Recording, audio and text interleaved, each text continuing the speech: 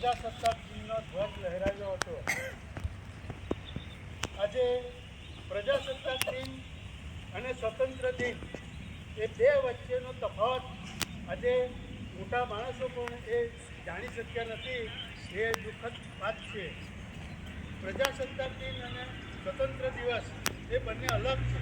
જ્યારે આપણે ગુલામીમાં હતા ત્યારે 1947માં 15મી ઓગસ્ટે આપણને સ્વતંત્રતા મળી હતી। એમાં આપણા ઘણા મોટા રાષ્ટ્રીય નેતાઓએ પોતાનું બલિદાન આપ્યું હતું અને આપણને સ્વતંત્રતા મળી હતી।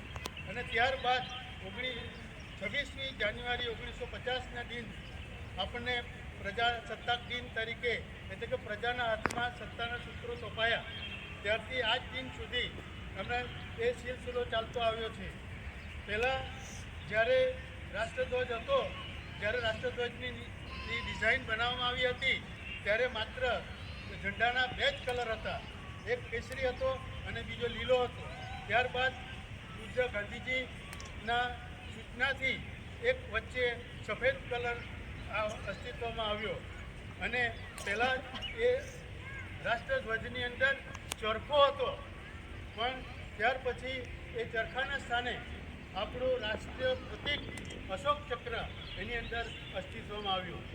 આ એ ત્યારથી અત્યાર સુધી લગાતાર આપણે 26મી જાન્યુઆરી પ્રજાસત્તાક દિન તરીકે ઉજવતા આવ્યા છીએ અને વિદ્યાર્થીઓમાં એની રાષ્ટ્ર પ્રત્યે વફાદારી સતત ચાલતી રહે એવા ગુણ વિકસાવવા માટે આપણે આ ઉજવીએ છીએ।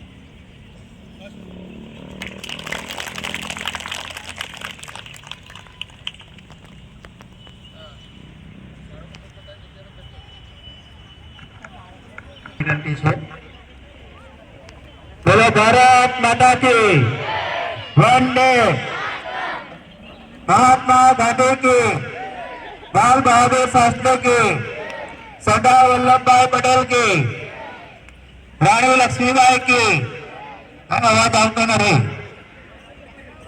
बोलो भारत माता की थैंक यू। शुभेच्छा। अपनी नजीकनी अंदर बाजीपुरा मुकामे आज 76મા प्रजासत्ताक दिनની ઉજવણી राज्य કક્ષાની થઈ રહેલી છે। તો અહીંયાથી કાર્યક્રમ પૂર્ણ થાય એટલે સર્વને બાજીપુરા પ્રજાસત્તાક દિનમાં લાભ લેવા માટે વિનંતી છે। એટલે આજનો કાર્યક્રમ બિલકુલ ટૂંકમાં રાખવામાં આવેલો છે અને કાર્યક્રમ પૂર્ણ થાય એટલે જેમને સમયની સગવડ હોય તે પ્રમાણે ત્યાં પહોંચી જવા વિનંતી છે।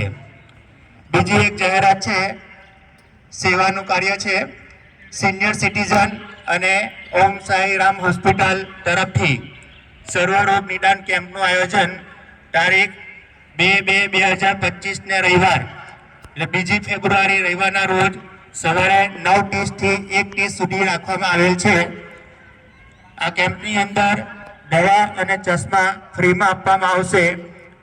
તો સર્વેને આ કેમ્પનો લાભ લેવા વિનંતી છે, જેથી 2 ફેબ્રુઆરી રવિવારના રોજ આજુબાજુના વિસ્તારમાં આવેલ તમામ જરૂરિયાતમંદોને આંખના રોગો માટે જાહેરાત કરશો એવી અહીંયાથી વિનંતી કરવામાં આવે છે। સિનિયર સિટીઝન અને ઓમ સાઈરામ હોસ્પિટલ તરફથી આ કેમ્પનું આયોજન કરવામાં આવેલું છે। તો કાર્યક્રમની શરૂઆત આપણે કરીશું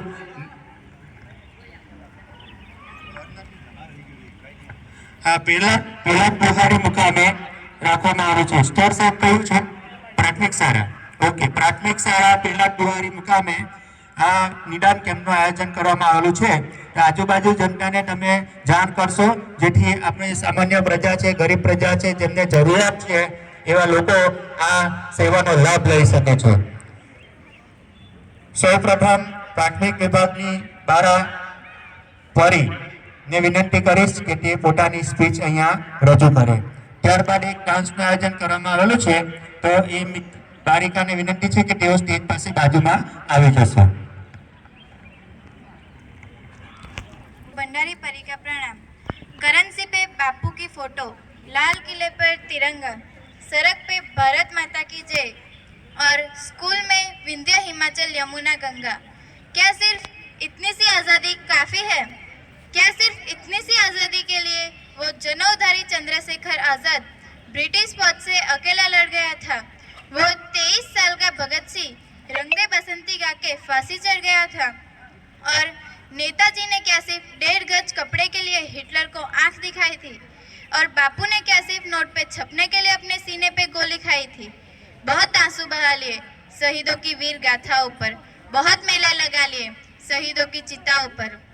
अब जरा आगे बढ़ना होगा, वी द पीपल वाला पन्ना दोबारा पढ़ना होगा और समझना होगा कि जहां आज़ादी का मतलब सिर्फ फ्रीडम लिखा है, वो सारे शब्दकोश व्यर्थ है, क्योंकि हमारे देश में आज़ादी के 1 या 2 नहीं बल्कि पूरे 135 करोड़ अर्थ हैं। आज़ादी वो है जब झुके हुए सरों का मुकद्दर बदल जाए और गोलियों के दिल से हवेलियों का डर निकल जाए। आज़ादी वो है जो अपने सपनों के दरख्त फलने से डरे और ना टूटी हुई चप्पलें डिजाइनर जूतों के साथ चलने से। आज़ादी वो है जो हौसले की चिड़िया बाधाओं का पिंजरा तोड़ दे और का खा गा ABC से डरना छोड़ दे। आज़ादी वो है जो अमन के गीत गाते हुए गले से लहू ना आए और अमरूदों के मौसम में बारूदों की बू ना आए। कब तक इतिहास पर जमी धूल माथे पर लगाते रहेंगे? अमर जवान ज्योत को जलाए रखना है तो उसकी जड़ों में नया ईंधन भरना होगा। 1947 का सब्सक्रिप्शन 2025 में रिन्यू करना होगा। घबराओ मत, आगे बढ़ते रहो, अगले मोड़ पे जरा सा आगे आज़ादी है। जय हिंद, जय भारत। ખૂબ સરસ. હવે છેલ્લી કૃતિ ડાન્સની છે. બારાને વિનંતી કે તેઓ સ્ટેજ ઉપર આવે અને પોતાની કૃતિ રજૂ કરે.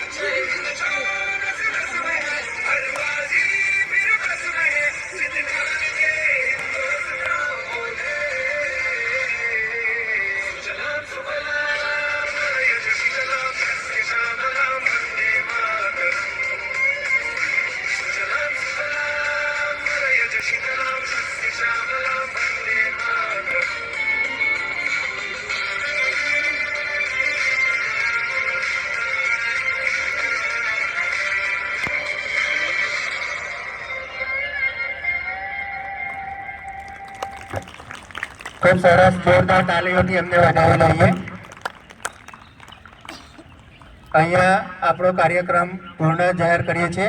પાયલબેનને વિનંતી કે તેઓ આયોજન મુજબ તમારી રીતે સ્થાન ગ્રહણ કરનાર મહેમાનોને સ્ટાફ રૂમમાં લઈ જાય. અહીંયા કાર્યક્રમ પૂર્ણ થયો છે. આપણે હવે બાજીપુરા જવાનું છે.